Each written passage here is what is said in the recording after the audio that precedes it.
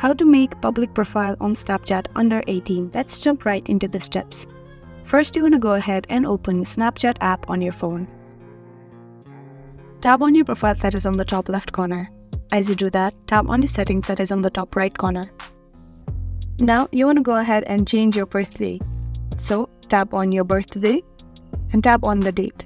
Change the date to make it over 18 years old. After that, go back to the settings. Now you need to scroll down to privacy control to change some settings.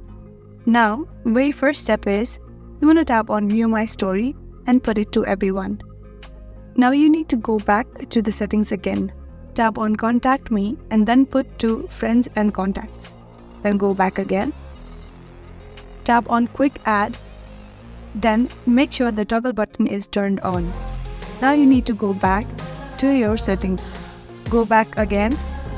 Scroll down until you see public profile. Go ahead and tap on create public profile. Tap on continue, tap on get started, tap on create.